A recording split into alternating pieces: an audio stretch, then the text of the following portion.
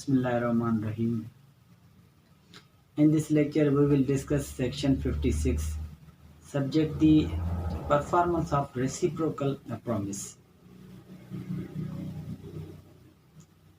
Subject the section 56, the Contract Act 1872.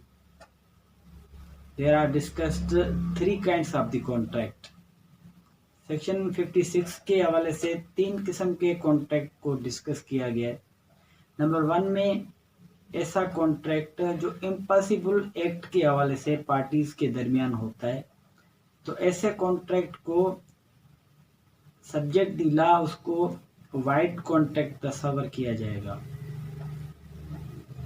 Illustration ए में ये discuss किया गया है कि ए पार्टी प्रॉमिस करती है to discover the treasure by magic for B party, यानी ए पार्टी प्रॉमिस करती है कि वो खजाना तलाश करेंगे जादू के जरिए बी पार्टी के लिए।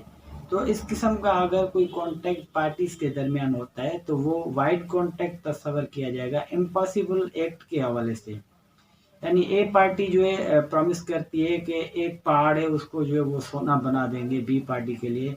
अगर इस किस्म का कोई कॉन्ट्रैक्ट होता है तो वो कॉन्ट्रैक्ट वाइड कॉन्ट्रैक्ट तस्वर किया जाएगा।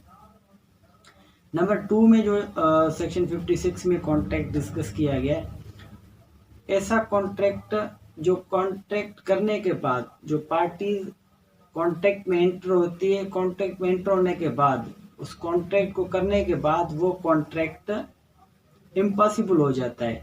तो जब वो कॉन्ट्रैक्ट इम्पॉसिबल हो जाता है तो वो भी कॉन्ट्रैक्ट वाइड कॉन्ट्रैक्ट तस्वर किया जाएगा और वो कॉन्ट्रैक्ट पार्टीज के दरमियान एग्जीक्यूट नहीं हो सकता, वो एनफोर्स नहीं हो सकता before the law.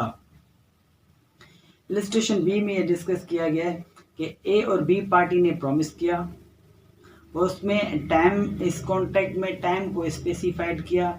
Time is specified subject the performance of contract. Performance से पहले जो है एक पार्टी मेड हो जाती है। अब जब एक पार्टी इसमें मेड हो जाती है तो ये कॉन्ट्रैक्ट इम्पॉसिबल हो जाता है subject the performance of contract. Performance के हवाले से जब ए पार्टी मेड हो जाती है तो इस कंडीशन में इस कॉन्ट्रैक्ट को भी वाइड कॉन्ट्रैक्ट तस्वर किया जाएगा। या सपोज एग्जांपल नंबर 2 आप इसमें जो है ले लें कि ए और बी पार्टी के दरमियान एक कॉन्ट्रैक्ट होता है।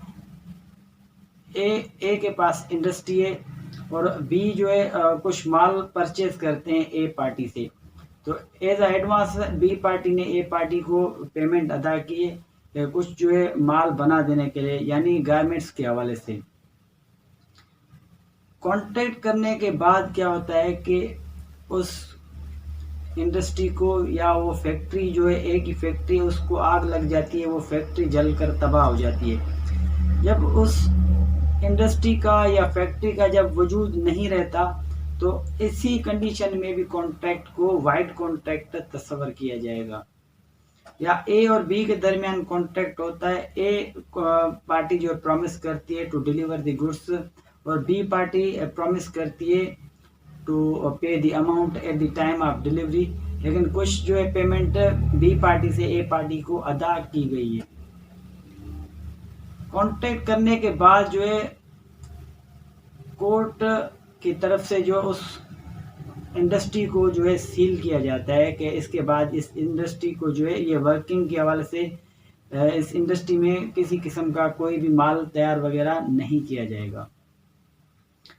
अब इसी कंडीशन में ये इम्पॉसिबल हो जाता है परफॉर्मेंस के हवाले से।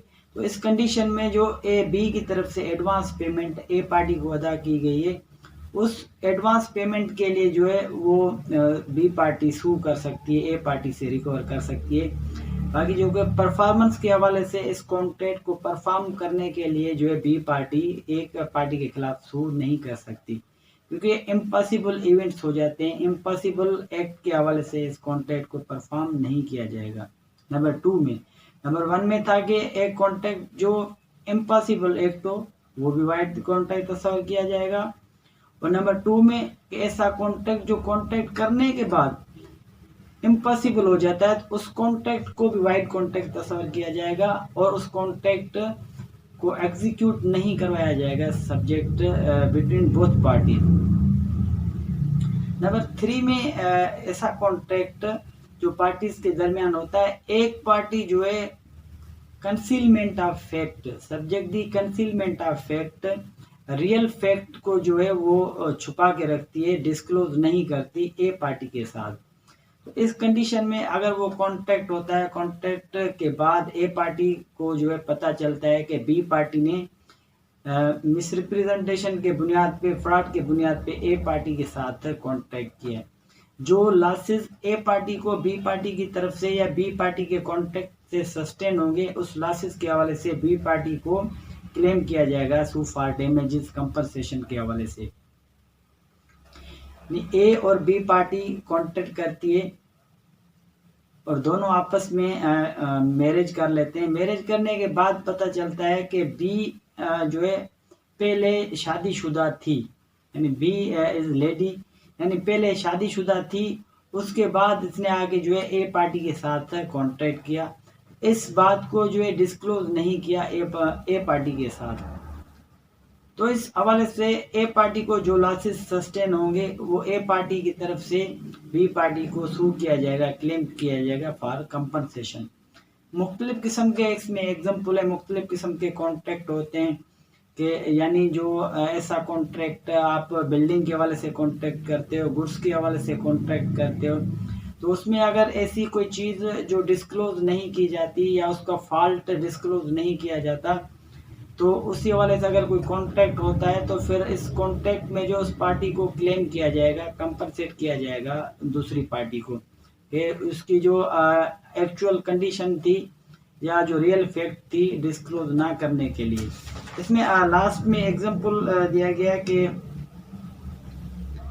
Subject the two kinds of the contract, यानी दूसरे किस्म का जो कॉन्ट्रैक्ट है उसके हवाले से डिस्कस किया गया कि इम्पॉसिबल एक्ट के हवाले से ए और बी पार्टी के दरमियान कॉन्ट्रैक्ट होता है। बी पार्टी प्रॉमिस करती है कि ए के थिएटर पे आके जो है हर हफ्ते 2 नाइट्स जो है आके वो गाना गाएंगी।